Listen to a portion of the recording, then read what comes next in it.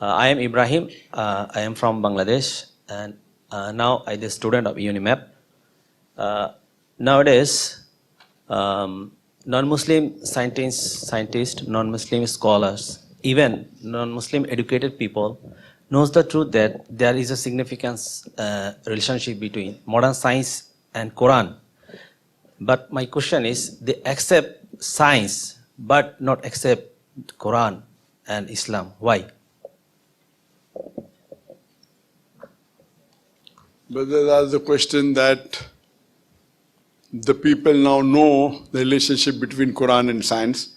They accept science, why they don't accept Quran? I don't think so. Everyone knows. Many know. Not every scientist knows about the relationship of Quran and science. Many know. Out of those who know, some of them, they are guided to the truth. And they accept Islam, like the names I took. I told you Prophet Kashani accepted Islam. And there are hundreds of scientists who accepted Islam. Now many a time when you come to know it's the truth, you may agree it's the truth, but yet you may not follow because you may be worried. What will society tell me if I change my religion? What will my parent tell me? What will my wife tell me? So the societal pressure prevents him from accepting the truth. So once you know it's the truth, you have to accept it. But everyone doesn't accept the truth. So this is a test. After hearing the lecture, if a person is a non-Muslim and if he is a student of science, he has to do research. What kind of book is this? Talking about astronomy, talking about motorcycle, talking about geology, about zoology, about biology, about botany, about embryology, about fingerprinting method. You can go on and on. So, a person who is really a seeker of truth and a truthful person, he will be guided to truth. But many people aren't bothered. Okay, now if I accept Islam, then I'll have to stop drinking alcohol. Who wants to accept Islam? If I accept Islam, then I cannot flirt. I cannot do zina, I cannot do adultery.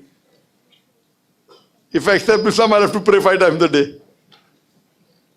So these things may stop them from accepting the truth. But our job as Muslim is to convey the message to non-Muslims. Whether they accept or not, it is the hands of Allah.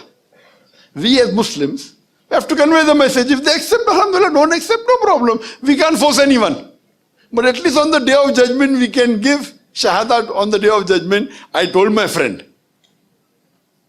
Therefore, on the day of judgment, no non-Muslim will ever complain to Allah that, why am I non-Muslim?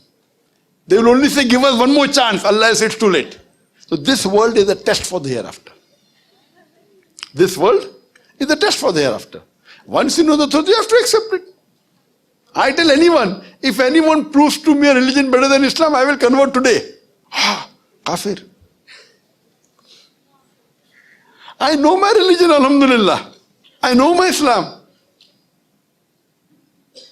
I was a Muslim till the age of 20 because my father was a Muslim.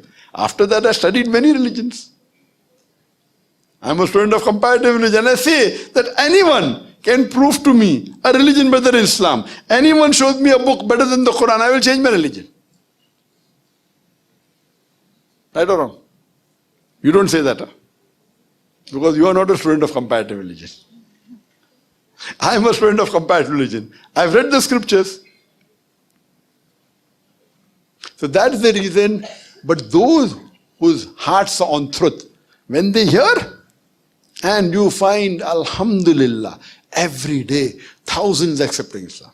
Thousands. Only because of Peace TV, hundreds, alhamdulillah. So pray to Allah subhanahu wa ta'ala that may He give hidayah, guidance for the people to come on the straight path. Hope that answers the question. Thank you. Bangladeshi people love you so much. Thank you, Doctor.